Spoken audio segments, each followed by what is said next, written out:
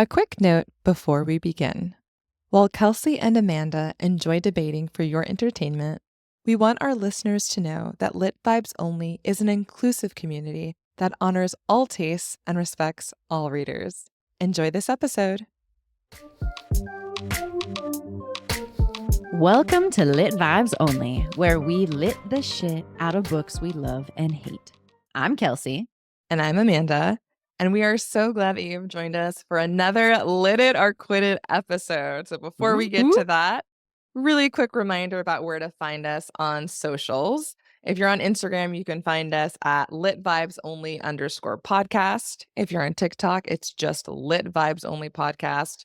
Same for YouTube, Lit Vibes Only Podcast. And you can listen to us wherever you get your podcast, wherever you listen to your podcasts.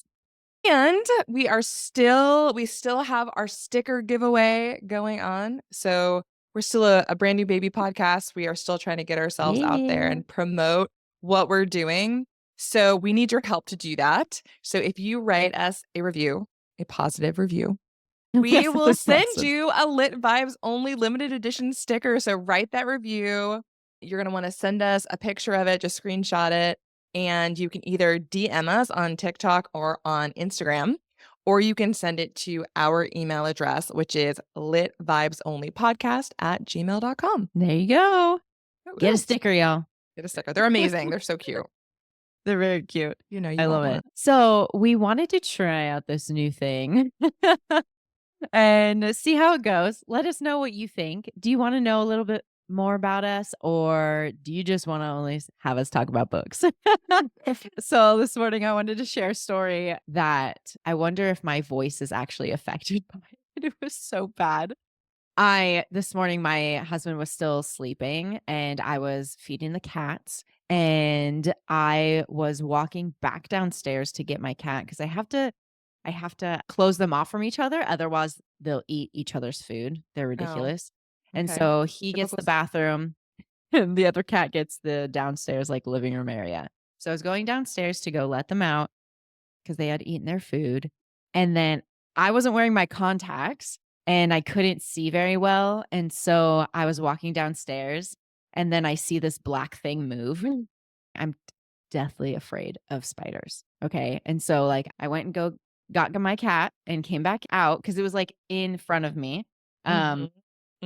And I went back upstairs to go find something to kill it. And then what did I do? I ended up back downstairs somehow. And then it started coming at me and then trapped me downstairs. And I was screaming at the top of my lungs. And he was still sleeping basically, or like in the bedroom. And it's hard to hear from like downstairs to upstairs. Then I just kept screaming because it kept coming at me. And I was just like, ugh. And the cats weren't downstairs anymore because normally they would like try to play with it or try to be like, what is that? And they might kill it. But I was just screaming at the top of my lungs. And I was like, great, lovely. I'm coming into this podcast with a really scratchy traumatic voice. Experience. Yes. Wait, so what happened? Like, who killed it? Where did it go? Oh my God. Okay. So I was normally we don't kill like spiders, right? Okay. And so he'll like grab it in a jar or something and like throw it out. And I was like, just keep great, just. I wanted to kill it, but I was like too scared. I don't know what that is about. You just like are paralyzed by fear, I feel like. And then he was going to go get something to kill it. And he was like, I'll go get the broom. And I was like, why a broom? Get a book. Get like something that's like solid. Got some weight. Like, yeah. And then it like left out the garage door. Oh. Wait, how did it get into the garage from your house? Did you sweep it out there? No. The door to the garage is like downstairs. Oh, right? I see. You just opened the door. No, I didn't. And it just crawled underneath. Like, girl, you need to seal the bottom of that door. Get one of those little door flaps. Like those there's a proper name. It's not called a door flap, but it's like a little thing you can put at the bottom of the door. It like keeps out drafts. It like keeps out horrendous looking insects. Get one of those. That's great. Yes. I need to do that. I can send you a link. Oh, please do. Because I was I was like, it's just in the garage now. And he did go and Wait, kill it's it. waiting for He you. still didn't go kill it. And It's I out was there. like, It's oh my making God. babies. And so I opened the garage door. I was like, just go No. outside, please. Yeah, you definitely have to get one of those little whatever they're called. I don't know why I'm blanking on the The name. flips. The little door flap. Get a door flap. That actually makes me think though, because literally a couple days ago I was driving home I had gone to see a play with a friend and Oh, nice. just driving home. It's night. I get in my car. And as I'm driving, I notice like this little like fluttering in my peripheral vision. Okay. And I am like deeply, deathly, intensely afraid of moths. Like, I Oh know my it's so God. irrational. I know they cannot poison you or sting you or bite you, but I Got like you. hate them. It's like the erratic movement that really throws me and the fact that they'll just like come at you. Oh. And I know this about myself. And I know like I cannot focus or drive Oh when no. I am like, when there's a That's moth in the car. So terrifying. I start sweating and my heart's racing and I'm like Oh. on the brink of tears. I'm like, if I do not pull over, someone is going to die. Probably me, maybe some other poor unsuspecting driver. So I'm like, I have a denim jacket in the car that I had been wearing. So I'm like Uh-huh. flapping it around like this and like trying to hit it as I'm trying to pull off into a gas station. It was Gosh. awful. I like ended up, I made it to the gas station and then I jumped out of the car, like opened all the car doors and Uh-huh. like tried to get it to leave, which it did eventually. And I'm like, I'm sure everyone in this like gas station parking lot at like 10 o'clock at night is like, WTF, It's like 10 o'clock at night. what is this woman on right now? Should she even be like operating a Oh vehicle? my gosh. But yeah, I have always hated them. So like I get that Interesting. primal fear when it comes to insects, like spiders, moths, whatever. But like I can't Crazy. moths, I just can't. I can't do that. I cannot. My One of my brothers was in Brazil a couple months ago and they were like out Uh-huh. in like the rainforest and he sent a picture of this moth that was like the size of a dinner plate. And like I would just my heart would stop. I would Was expire. it a Like, that would butterfly? just be the end. Wow. No, it was a moth. It was a moth. It was not a Wait, butterfly. do you have the It same was fear of butterflies? no, because butterflies are like So I interesting. know. Well, they don't have those, like, weird, freaky, feathery antenna, and they don't come at you the way that moths do. Like, moths are just, like, really erratic flight patterns, and I can't handle Interesting. it. So, Interesting. that's my insects, my recent insect story, so Actually, by the time these episodes come out, it's gonna be in October, so it's gonna be spooky season. So I was yeah, this like, is we should perfect. Yeah, so we Yes, a should little horror, a little or, real life horror to share with our or share some of listeners. our irrational fears. I wonder, I bet you that's like a phobia, is No, a it phobia is. of moths. Yeah, I Yeah. bet you I could look up the name and it has, like, some fancy Yeah. scientific something, something phobia, I'm sure. Another thing that just is so random, but I looked it up one time, but like it's it's an irrational fear, but I clam up and freak out when there's wind in my face. Like if when Oh, there's like a fan going and that feels interesting. yeah, it's so weird. It feels like I can't breathe. And Mm, that's a fear, like a phobia. An actual phobia is interesting. like having wind in your face. I have I not heard of that one. Yeah, I can't remember what doctor I was at, and they were, like, putting, like, a fan in my face, and I was like, "Oh god." Horrifying. Freaking out. Um I get that way in saunas, and I don't like saunas, 'cause I feel like I'm suffocating because 'cause they're Oh. so, like Yeah, they're hot. yeah, and all that hot, moist air, like, I know I am breathing and I can breathe, but I feel like I can't, and so, like, I hate saunas. I will not go into Oh, them. interesting. Like, yeah, it's like And that steam same, like rooms? like, any hot, I moist air, I'm, like, in love an steam enclosed rooms. space like, no, like, I was like, "Oh, it's, like, relaxing and detoxifying." I'm like, I Yes. feel like I'm dying, and I So need to get interesting. out. Yeah. Human beings are weird. We're just Yeah, weird. we're fucking weird. The other thing that we forgot to do, or I guess it's the We're next gonna thing do to it do, now. This is the is our job. dob of the day. Yes. Why don't you start? Why don't you go Okay. first? I'm pretty basic today. I just have like a t-shirt on, but this is where did this come from? I feel like I got this when I was working at a tribal school down south. And so Okay. it's just like yeah, it's from one of my tribal schools that I've worked at. And then I'm wearing jeans, just and a bun. Like there's no good hairstyle for this headphone attire. So I'm just like You just have whatever. short hair like me. Yeah, yours looks cute, but there's yeah, I'm just It looks good. just getting by these days. And then I have a chai latte today Mm. from Diva Espresso, one of my Ooh, that's a favorite fun little coffee logo. shops. Yeah, it is. I actually have one of their water bottles. Diva, do you want to sponsor us? Like, our local coffee spot. So funny. But So yeah, that is my. Oh, I forgot my book of the day.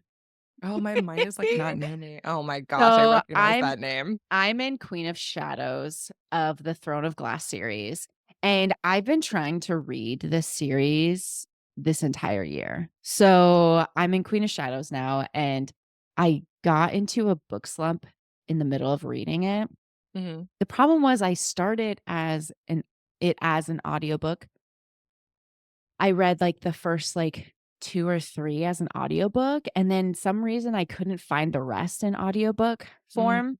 I don't know, someone else knows better than I do, but I can't find them.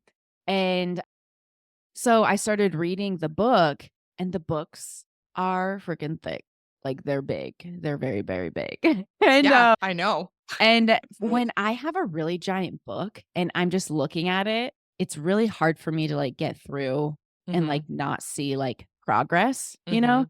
I feel like Mhm. that's my ADHD brain, but I recently this week switched to my e-reader and I've been Mhm. like busting through it, and I just think it is like it's a mind trick because I'm Yeah, like because you getting through can't these see. chapters Yeah. Yeah. and I'm making like progress and I can see the percentage going up and up and up, Uh-huh. right? And so it's just like, yeah, it's weird. It's a mind fuck. But anyway, that's where I'm at. And I'm That makes really sense. enjoying it actually. And I was like, oh, dang, I've been missing out. But No, yeah, you it was just weren't. a It's mental fine. thing. No, I was. And guess what? You might be on our reading list soon. Yeah, no. No, absolutely not. Amanda, I love Um, how you say no, but like you don't get to decide which oh, I books. totally do. I have autonomy. I'm a grown woman. Is that I why have you free read will. Twilight? Is that why you read Divine Rivals? I read those books because they were one and not part of the series. Well, I guess they're part of the series, but I'm not gonna read the other. Yeah, I'm not reading the other books. It's just one. because I'm deciding that we're not. No, so So we're gonna have a discussion about this later. But if I have to read like all of like the ACOTAR series, which is like hundreds and hundreds and thousands of pages, then you have to read like a book like an 800-page historical fiction book like I mean, you're Pillars of the already Earth, making me read Horse, which is which is just not 800 it's pages and it's not so a it's series. It's so way good. too long. It's It's so way good. too It's friggin' so good. long. Yeah. Anyhow, it is my turn now to do my job Let's of the day. go. So I am just wearing a plain black sweatshirt.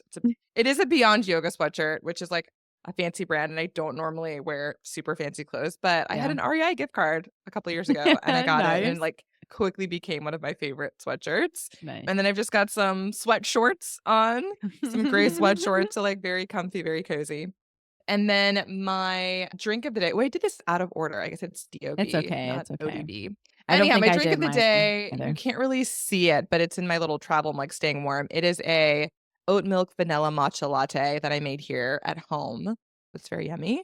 Yeah. I'm like very much getting into matcha. Like it started this summer and now I'm just like a full-on matcha girly and I am here for it. And it's a nice warm drink to keep me warm and cozy through these fall and winter months. And then my book of the day, I don't have it right next to me. It's like over on my coffee table. I can see it from where I'm sitting, but I am currently reading All Fours by Miranda July. My book club is currently reading it. Mhm. And it is no spoilers, but it's contemporary fiction. It tells the story of this like 45-year-old woman who is kind of having a midlife crisis. Like she basically decides that she is going to drive across country from the West Coast to the East Coast and ends up only 30 minutes away from her home and ends up staying at this motel for 3 weeks and has an experience.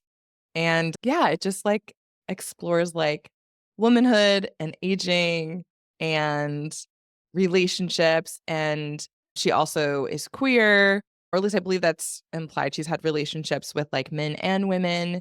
Mhm. And so yeah, it's not something that I would necessarily like pick up on my own, maybe. It's a Uh-huh. little you might like it's a little raunchy too. Thanks, She Amanda. likes there's I mean, like there's a lot of like her exploring like her sexuality and like what it Uh-huh. means to feel kind of like what it feels like to be a woman in an aging body and like how that affects how we're perceived and how we feel about Mhm. ourselves and beauty. So that's what I'm reading right now. That's my dab. Thanks. I'm all Just to I'm be all done. clear, Yes. I don't read erotica just to like read erotica. I have to say that. I I'm like just smut. saying that there's a lot of that in the books you read. Just to be clear. Okay. All right. We are moving on. Our episode's gonna be so long. I'm gonna Okay, have you to guys cut are so gonna have much to out let of us this. know whether or not you like this and how long it is, or if you want us to cut it down. All right, Lots of go editing too in forth. this We one. are at the point of the episode where we ask Amanda because it is the book I recommended. Mhm. We are talking about Divine Rivals today, Mhm. and by Rebecca Ross. Ross. Mhm. Thank you. Mhm. There's so many Rebeccas I I read know. I apparently, know. and so Amanda, Mhm. short version: lit it or quit it. Yeah, this is another easy one. I would definitely give this book a quit it. Maybe a slightly softer quit it than Twilight, because Twilight. Twilight was just like full on so hard, quit it. Absolutely. This Sure. one was like a quit it. Like, I don't hate it as much. My feelings for it are not as strong. So I would just say it's a soft quit it. And I'll leave it at that until we get to the actual Yeah. discussion in a moment. So yeah, Yeah. Yeah. soft quit it. So now, please share with us the summary of the book. Oh God. Okay, here we go. I was so anxious about this bit because again, ADHD brain. I'm like, here we go. I'm just gonna ramble. But this book focuses on two main characters, Iris Winnow and Roman Kit. They are both, I think, in their like late teens, early 20s. I wasn't entirely sure how old they Mhm. were, and I didn't go back and check because I don't care. I don't think it's ever. I could be wrong. It's been a while, but Okay. I think you're right. Yeah, yes, somewhere You're around right. that age, because I know that they've Yes. just finished school, Mhm. like high school, I think. Although again, that's not really clear in the book if they like Yeah.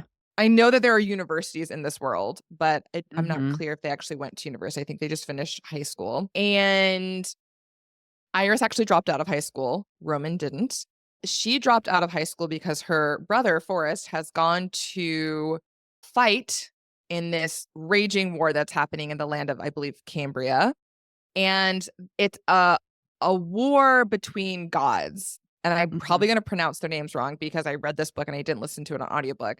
One of the gods is Enva, and she is Yeah. a skyward god. And then Dacker or Daker, I don't know how to say that. Daiquiri. Daiquiri, thank you. Yeah. Daiquiri, you must have listened to the audiobook. I No, I definitely don't think didn't. I Oh, did. No, I oh. didn't, Did you but, hear it on like TikTok? I must have Okay. So something. Daiquiri is part of the underling gods. And yes, they live under the earth because they're underlings. Like, just great writing right there. And they're engaged in this war. And so there's folks who are fighting for Daiquiri, folks who are fighting for Enva. He is fighting for Enva. So he leaves, he goes off to fight. She's very sad. She ends up having to drop out of school because her mother, Aster, is also very sad that her son has left. She has turned to alcohol and isn't really able to support them. And so it falls on Iris to essentially get a job and support the family.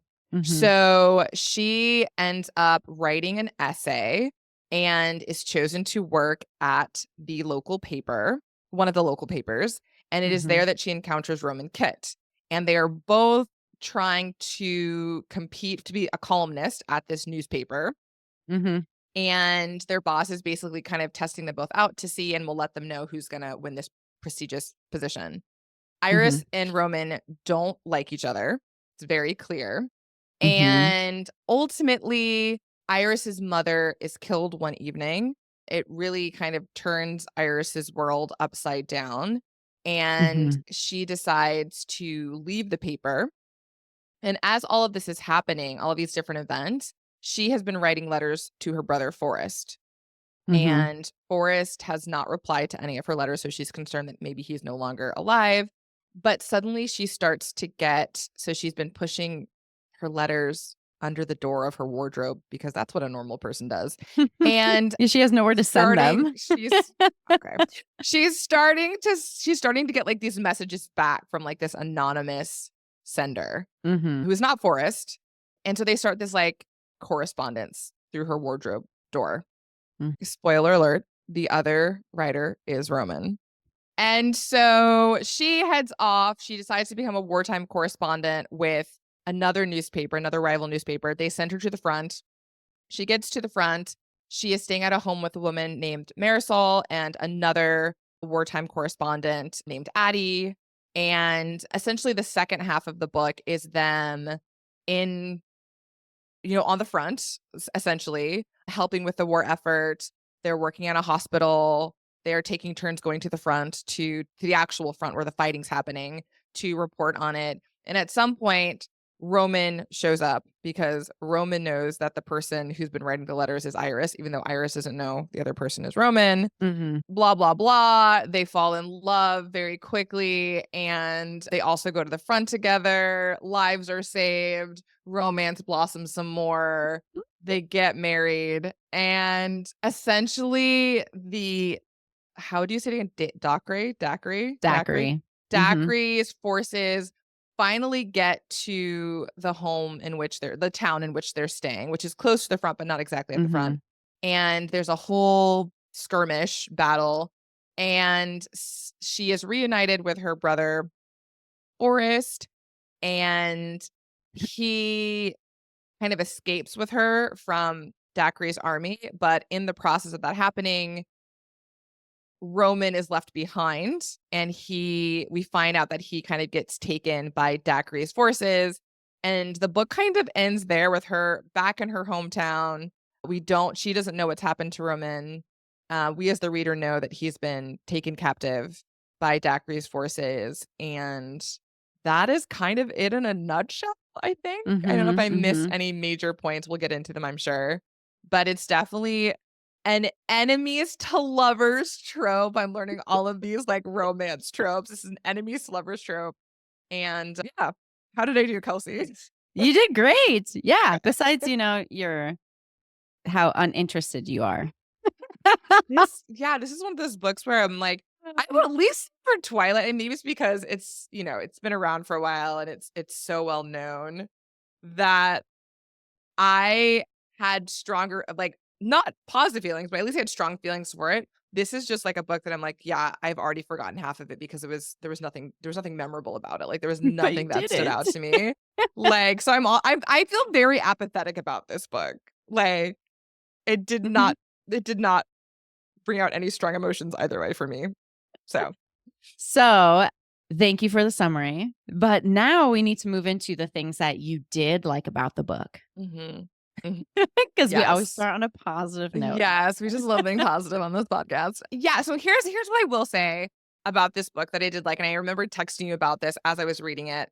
I don't obviously read a lot of fantasy and Mhm. haven't read fantasy in a while, and so I was happy to see that there were two characters of color in the book, so two women of color, Marisol and Addie. That made me really happy because I feel like a lot of Yeah. times, and I'm hopeful that that's changed and is changing in the fantasy genre, but it can be very white. Mhm. So I really Mhm. liked that. I loved that Marisol was a queer character as well. So I appreciated that inclusion as well. And in terms of the parts of the book or a part of the book that I enjoyed, like honestly, and again, I texted this to you.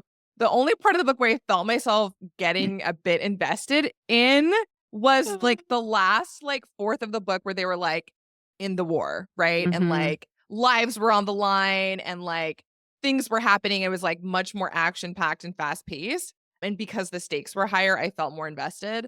So I did appreciate that part of the book, but everything else was like a complete wash for me. Yeah.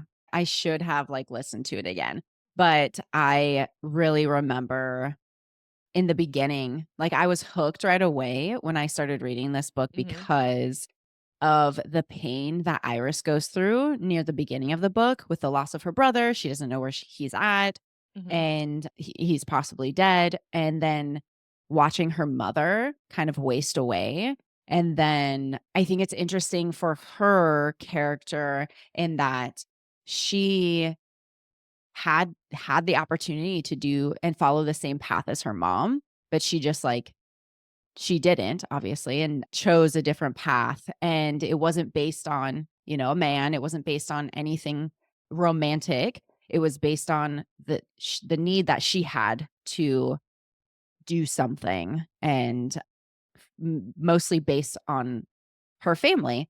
And I remember being destroyed when her mom died. It was so sad. I can't remember, like, it was like February when I read this book just this year. And I can't remember what was going on because it really depends on what's going on in my life Mhm. for me to like whether or not I feel something Yeah. in the book, in a book.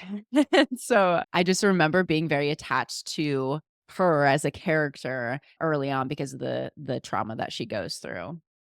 Yeah, I remember reading this book and thinking about you because I remember when you were reading it in February and you're like, "Oh my gosh, Oh, this book is so really? good," and it just, like, destroyed me, and I I'm like, loved it. I don't feel anything for these characters. And although I'm, like, very big on books that have, like, a great plot and that's very plot driven, I also Mhm. love well-developed characters. And Mhm. if I am connected to a character, I will, like, yeah, I will cry, I will scream, I will laugh, whatever. And I just did not care about any of them. And I think it was primarily because the character development was really poor. And while we do get a fair amount of like interiority for Roman and for Iris because they're like the main protagonists and like they're Mhm. writing these letters back and forth, I think because the writing was poor, again, it felt like I know it's YA fiction, but it felt like it was written by a youth and not for youth. Like it Hmm. felt like it was like written by a high schooler. We'll get to that more in a second. But Y because the writing was poor, and even in their letters to each other, like, they Mhm. used a lot of cliches and a lot of really flowery language, and they rambled a lot, and it didn't make sense, and so I didn't it wasn't like I read the letters that they were writing to each other, I'm like, "Oh, I really have a good sense of who these people are, and I care about them."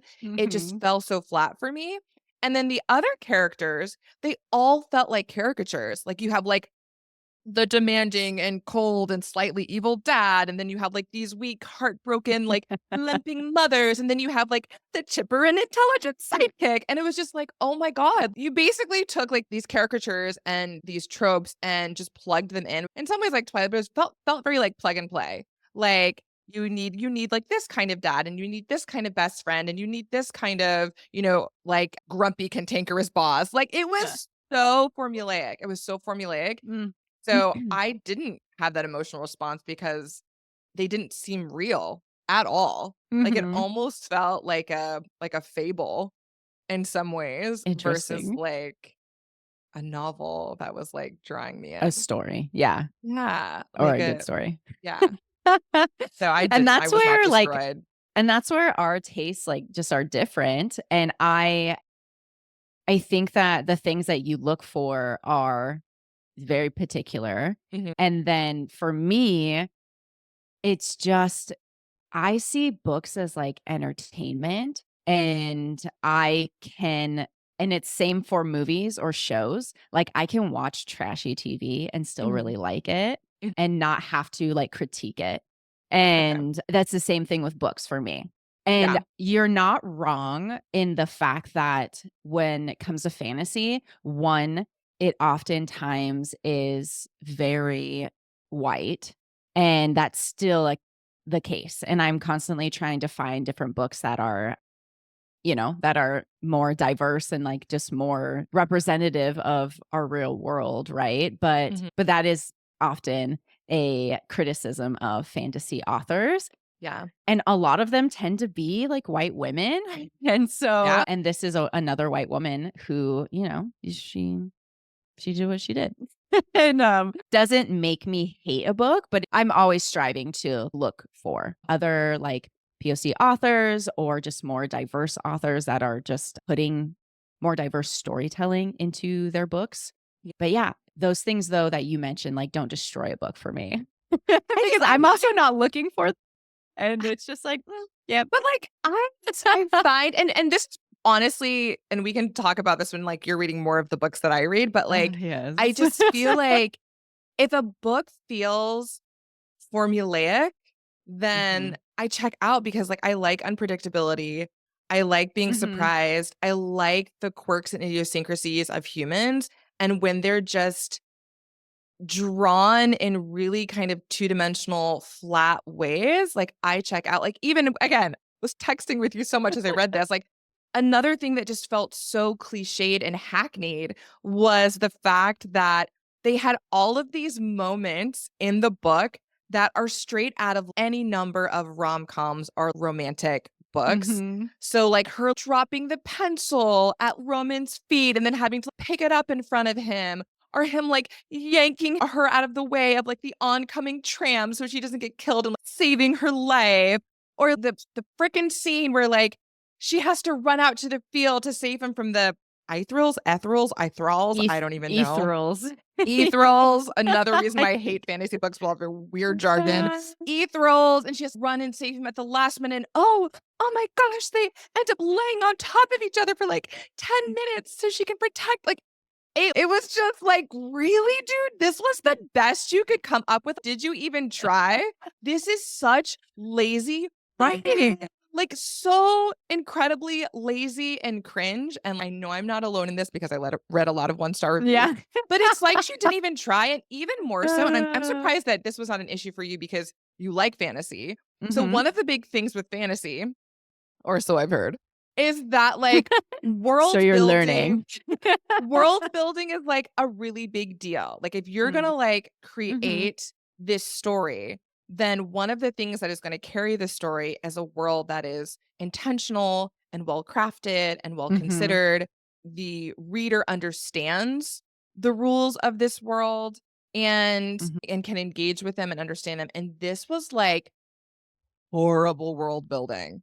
Like, so bad. First of all, you start off, you really have no idea where and when this is happening from the jump. So it's Mhm. very disorienting as a reader. And even though I hate when fantasy books like you open it's like, here's like 5 different maps and like here are like all of the houses of the different characters and it's like This 20,000 book was people. not like It that, was not though. like that. But at the same time, I Think kind of there wish it was a was a map, though. little bit like that because for the first couple of chapters, I'm just like, where and when are we? I don't know how to orient Yeah, I myself remember you in saying that. relationship. Yeah, to these characters, to this plot. I couldn't tell, like, are we in the 1800s? Are we in like the 20th century? What technology do they have? Do they not have? How does Clearly, they're magic on function? typewriters.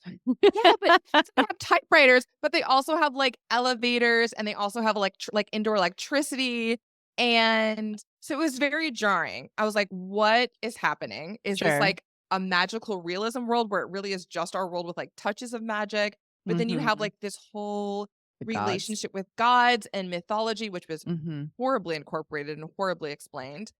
And then you have magic, but the magic is Mhm. explained in such a lazy way. So I'm just because I love like reading excerpts from things. Tell me. Tell So me. I'm just gonna read like a couple sentences. And I think this excerpt really shows how magic is so like kind of freely and randomly wielded in this book, but with very little explanation as to why and like how. Mhm. So I don't remember what page, but this is a part of the book where we're learning about how these magical typewriters work and why Mhm. Roman and Iris can communicate with each other. Yeah. And it literally says this. The Hmm. legends claim the typewriters were constructed in a magical house on a magical street of Oath by a man with a magical monocle that could discern magical bonds who soon vanished by the way. That's literally the only explanation we get as to like how these typewriters came to be and, Yeah. like, how they work, like, that is it. Just magic, magic, magic with, like, no explanation as to how or why and where and Magical. when this magic came from. Like, you did not take any time to consider what you wanted or how you wanted to craft your world, and it's so glaringly obvious, and so, as someone who doesn't read fantasy, it was obvious, and so, for someone who does read fantasy like you, I'm surprised that didn't bother you for it to Mm-mm. be, like, so slapdash and, like, just stuck together with, like, very little attention to detail and very little Yeah, like, no. intention. It didn't bother you. Lazy writing doesn't bother me. But, like, It doesn't. fantasy is, Or like even plot holes won't bother me. Depends. But when it's really well done, love that. Love that. Like, actually, Sarah J. Moss, I actually don't know how to say her name, does a really great job of that. it just doesn't. I don't know. I don't know. But It's then entertainment. That's all. but, like, So I lazy don't get writing there. aside, like, there's no true world building in this book, and if you like that There about the is. genre and it's not there, I like like many things about the genre, but it's not the only thing I like about the genre. And also, this was more of like, sure, the war was going yeah. on, and also Mhm, I have more context because I read the second book, and she does explain, like, where the typewriters came from and stuff, mhm. but that's later on. I'm not gonna have us read the second one because actually, Crazy. 1, the things that you're saying are in line with, like, how people who love fantasy and normally love fantasy and romantasy, they have the same criticisms because it was really divided, I would say, like, in half within the community of whether or not you liked this book. Mhm, And it was similar criticisms like the world building was lazy, da da da, or mhm, I didn't have any connection to Kit or Iris. It's very similar, but it just, mhm, I don't know what it is. I told you I'm a mood reader, and mhm, sometimes I in the mood to read this, and sometimes I'm in mhm, the mood to read that. And mhm, it really just depends on, like, how I'm feeling at the moment. I feel like early on this year, I DNF'd The Will of the Many, and I just, like, hated it from the get-go. But so many people love that book, I am willing to, like, give it another try later on yeah, and see if I actually do like it. And it's just, mm, like, because I am such a sporadic, like, reader. Like, yeah. it just depends on how I'm feeling at the moment, whether or not I'm gonna like something. So, that's how I go about my I think life.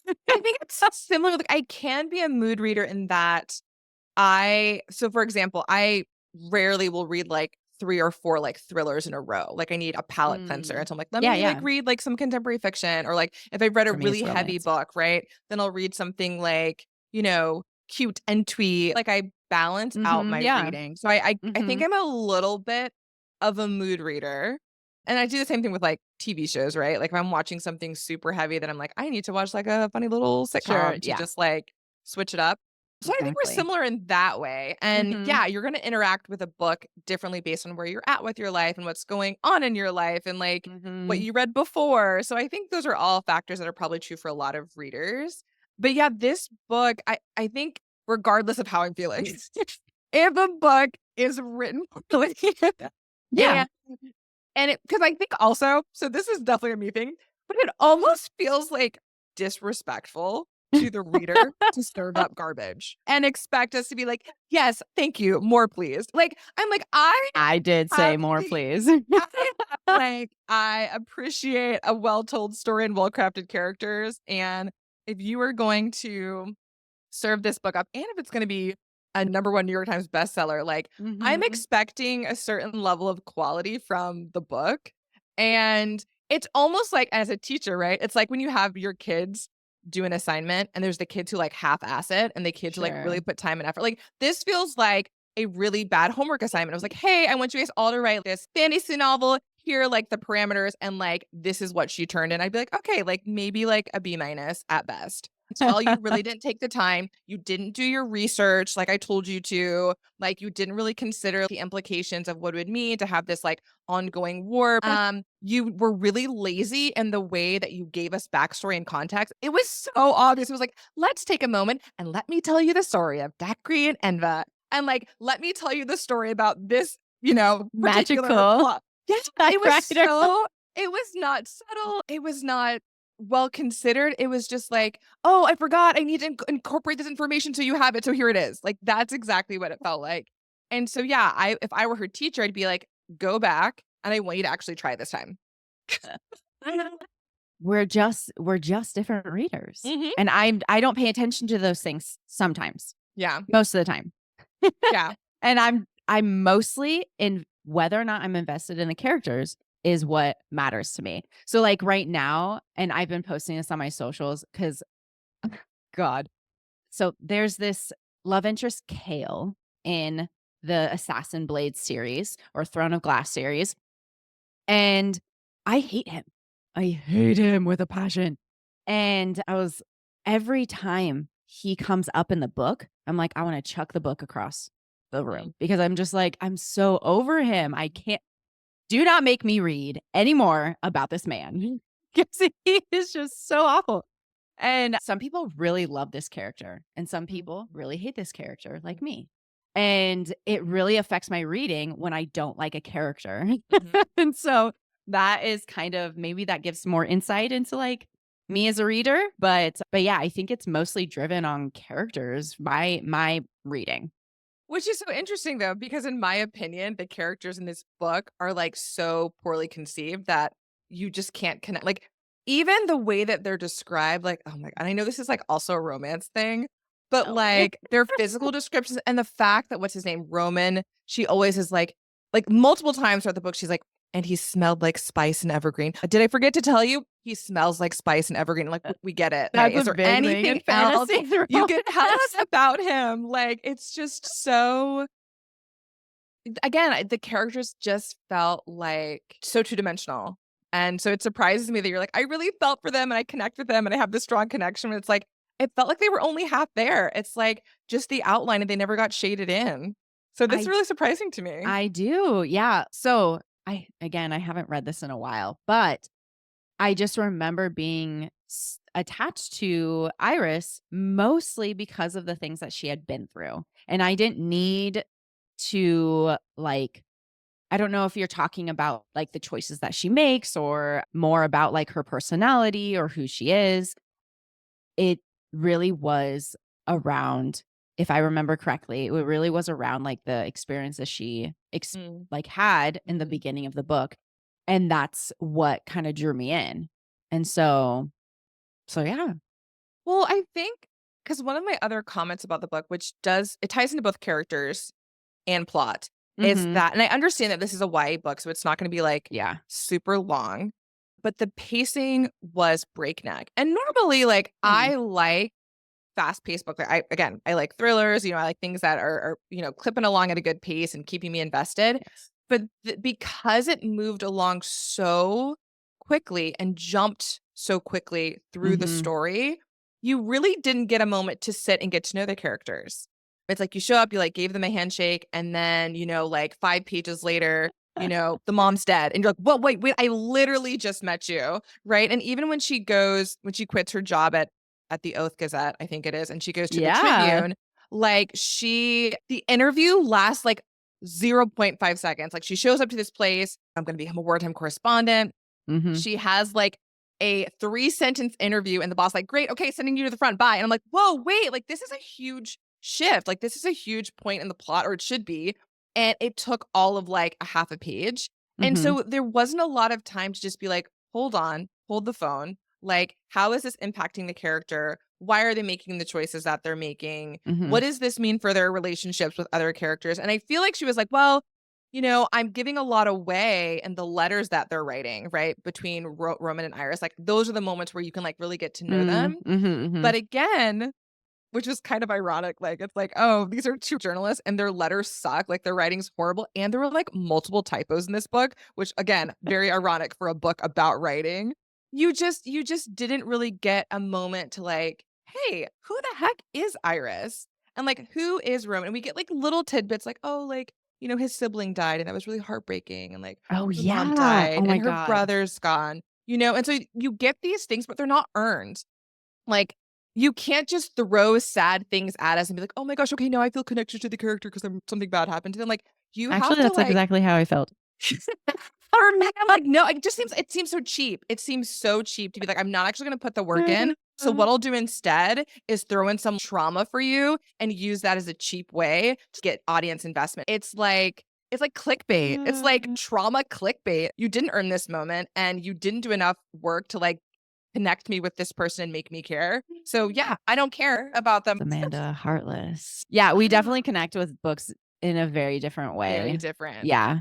Can't wait to Yeah. talk about this book you're making me read. Oh, that's gonna be so good. But like the other thing too, now that I'm talking about pacing before I forget, like even the Sure. pace of their relationship, like once they realize, oh my Mhm. gosh, we went from enemies and now we're lovers and now we're getting married. And Yeah. like, I understand it's like wartime, but it just felt so breakneck. Like the pacing just felt like I'm holding on for dear life and we're just zooming through this story because if it's too long, maybe our young adult readers are not going to stick with it. So let me just like zip right through to the Maybe. end.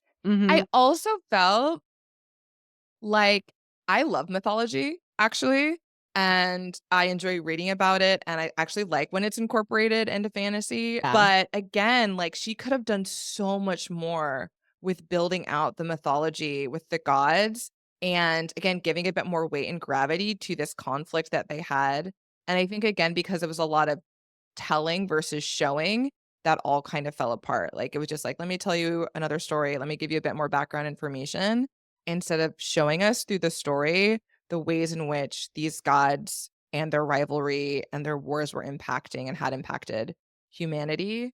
It just felt like she was trying to cram too much into the story. It was like, it's a romance, it's a war story, it's also about mythology. It was like a mashup of a bunch of different things, and like she didn't do any of them well. Mm.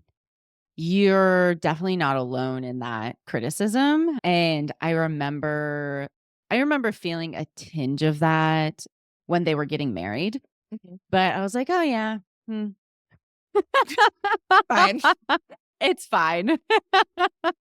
I like yeah, I get what you're saying, and there are just some things I just yeah, like, I just can't.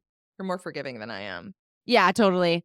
Just I don't care if it's bad writing, I don't care if there's errors in it, I don't care if there's, like yeah, if the writing style is I don't know. It's funny because I actually have criticism for a book that I thought I was going to love, and it's k similar where it was like, I think this is for, like, 10-year-olds, and it wasn't Mm. Mhm. marketed to 10-year-olds, it's marketed to, like, I think it's more young adult, but it was Yeah. like, "Oh my god, this is, like, so young," and I didn't end up liking it, but I don't know that I will ever say, like, the book that it was Mhm. because I still have respect for the author, and, Mm. yeah, it's just interesting.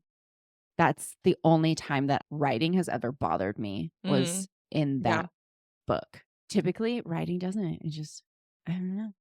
Yeah. I just and it doesn't for me, it, like, doesn't have to be, like, super what's the word I'm looking for? Like, it doesn't have to be very literary, right? Because sometimes Mhm. I read books like that, I'm like, "This is so dry or so overwrought," and I'm like, "Get over yourself. Like, we get it. You can Yes. write well." So I have my own thoughts about that, and I appreciate, like, a good beach read, right? Where, like, the writing might not be spectacular, Uh-huh. but maybe the plot really grabs me or really I find the characters Oh, charming sure. and quirky or whatever, and I Mhm. just didn't really find that at all with this book. I mean, similar to Twilight, I will say, like, it was easy to get through, right? It's YA fiction, Yeah. plowed right through it in 2 days, like, it was not a difficult book to Mhm. get through in that regard, and I could see, again, someone picking this up in an airport if you just needed something to get you through a flight. But I think the thing that made me sad about this book is that I do actually like the concept Mhm. of 2 young lovers in a war-torn time communicating through magical typewriters. Like, there's a lot you could do with that. And even Totally. and you could take the fantasy element completely out of it, actually. Like, this would be, like, a really cute, like, historical fiction, like, slash romance maybe, and it would have been No. so good. But, like, again, it was like we have these magical typewriters, we have these young lovers, and then we have, like, this weird, poorly explained war happening between these gods that we don't really know fully about and their impact on Mhm. the world. And I think I wanted her to just choose something and like stay in your lane, stop Mhm. trying to do all the things. It's like that saying, Jack of all trades, master of none. It's like you tried to do so much in this book and then you just ended up doing them all really poorly. Whereas, like, there actually were a lot of good ideas that you could have run with and done something really Yeah. spectacular with. And instead, you tried to do everything and just like fucked it all up. So I think that's, like, all I have to say about this book. Uh, well, Amanda, we are near the end of our time talking about this book, and it's very clear where we stand, but we wanna share with our audience. What is your final recommendation? Yeah, so in terms of, like, our final recommendations, would I recommend this book? I would say if you are a young reader, right? There's like an 11 or a 12-year-old out there who's like, Oh yeah, my like goodness. I'm like maybe experimenting with like, am I a fantasy person? Am I a romantasy person? Yeah, like this is like age appropriate for like a middle schooler. And like, it's kind of dipping their toes in the water of a little bit of, I mean, this is not like Roman or Greek mythology, but like mythology and the ways that it might work in a world. There's like a little bit of how war can impact individuals and how it can tear families apart. So I would recommend this to like my seventh graders. If they were like, oh, Miss Mac, what would be a good fantasy book for me to maybe try out if I want to experiment with that genre? But overall, as a book for a fully grown adult, like can do better. Like this is just you're gonna be bored and you're going to feel like you're getting talked down to the entire time. Like it's just watered down so that you can like easily digest it. So for my adult readers, no, there are better. I'm sure there are better fantasy books out there for you. What's your There recommendation, Kelsey? 100%. Yes, I would recommend this book. As a fantasy romance lover, if you like the enemies to lovers, and if you like the setting of war within your fantasy book, yes, I would recommend this book. Not everybody in the fantasy community feel the same, and that's okay. But that's how I feel. I loved Alright. this book and I love Okay. these characters. And it is a duology. And some of the things that you were annoyed about, the more details are in the second book. I'm not going to have us read the second book because those who really liked the first book tended to not like the second book as much. And I didn't like the second book as much. I really loved the first one. And then the second one just, wraps everything up. And similar to what you said, it was kind of done quickly. And I would have liked there to be more. So that's why we're not going to read the second book. Wonderful. Best news I've heard all day. Thrilled. Well, let's turn to the good people at Goodreads to Yeah. see what they had to say I because love this part. I do too. To be I think honest. just reading. So for those folks who might be new to Lit It or Quit, if this is the first Lit It or Quit It episode you're listening to, what we're gonna do, Kelsey and I have both found 1 and 5-star reviews that reflect and support our point of view on this particular book. So I'm going to be reading 1-star reviews from Goodreads. Kelsey's going to be reading 5-star, just a couple, and then we'll wrap things up. So do you want to start with a 5-star one? Or Oh, should I I start with will. Okay, all I right. All right. will. I'm debating how much I'm going to read of this second one, but okay. First 5-star read of Divine Rivals by DK. Thank you, DK. I am sobbing and in pain again after that ending. I swear this might be the most beautiful book written this year. It's all things good and all things pure. If you haven't read it, trust me, you are missing out on something special. Crying emoji. I don't trust you Roman Carbon because Kit has my heart. Everything he does is sheer perfection, and his love for Iris speaks volumes. Book boyfriend material? Heck no. He is book husband material. this is like so weird and creepy on multiple levels. Do you know that phrase? Like book boyfriend? No, but I feel like I can my like I feel like goodness. I can parse it out Oh my based on goodness. the title. That is a big deal in the book community. Okay. Amanda. All right. I'll take your Fantasy word book for it. community. Really it is. All right. Fantasy, dark romance. All right. We'll leave it at that. I guess I'll learn more because I know we're gonna be doing some upcoming episodes Yeah. about about romance tropes and fantasy tropes. Okay. So first 1-star review from Goodreads. This is from Cosmine. Okay. You know those books that are trying to be both a fantasy and a romance, but they're not showing big brain energy in the fantasy department, so they end up being half romances with a very uninteresting and low fantasy system? Like they try to be both things and end up being none because the execution is terrible and both of those things are underdeveloped. Outrageous. Honestly, I would have enjoyed it more without the fantasy elements, at least, and that means a lot coming from me because I hate World War romances or anything related to man wars or history. It makes more sense, in my opinion, to focus on a romance between two people writing letters to each other during the war than to add some fantasy world building only for the magical typewriter's part. It bored the shit out of me. Thank you, Cosmina. I appreciate you. I was wondering who I was like, did you say their name? I did. Thanks, Cosmina. I am also okay.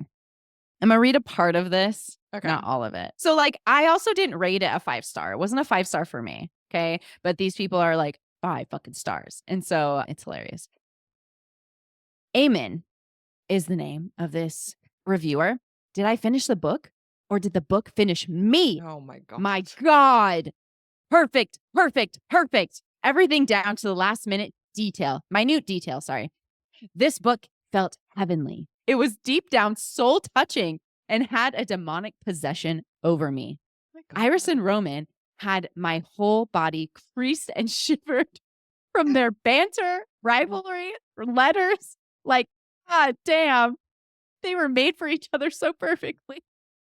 The way Roman literally dropped everything to be with her, his dream job, his engagement, his family, he is the motherfucking standard.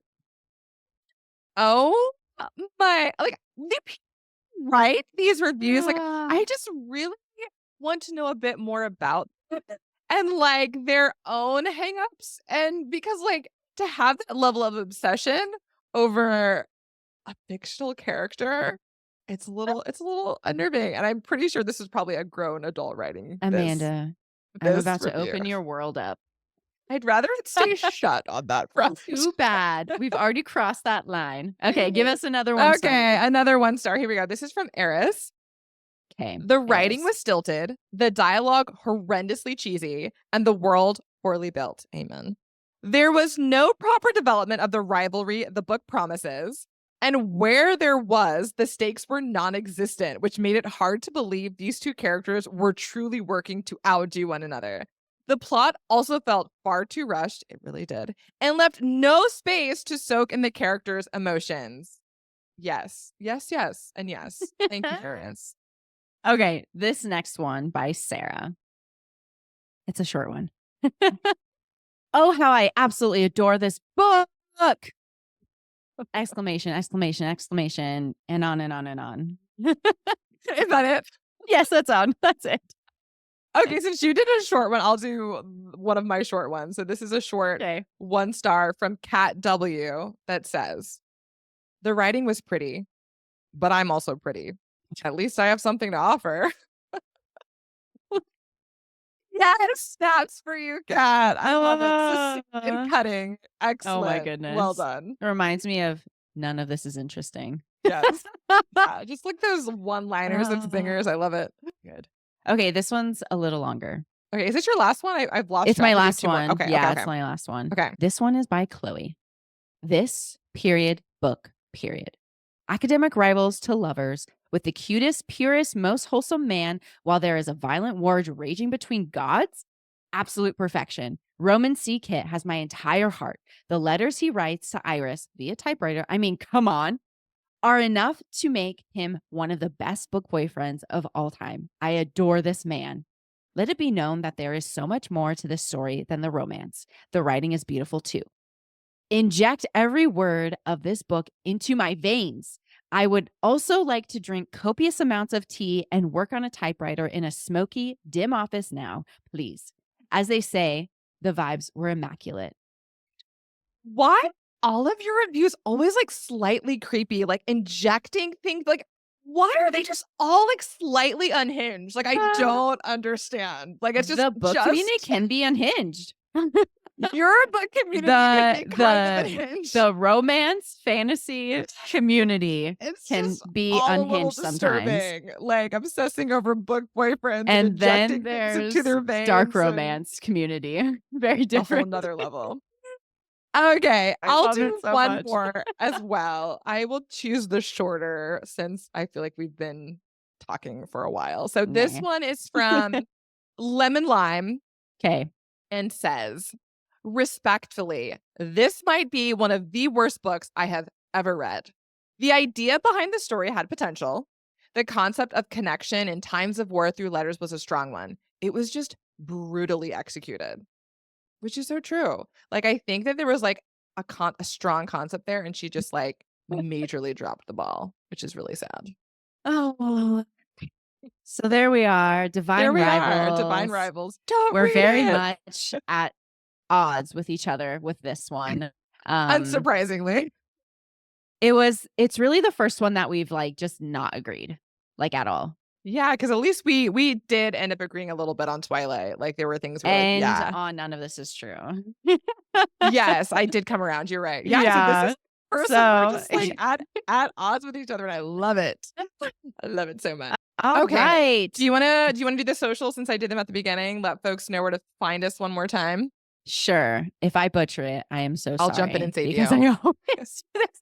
Okay. Our Instagram is the one that and only that is different. It is Lit Vibes Only _podcast.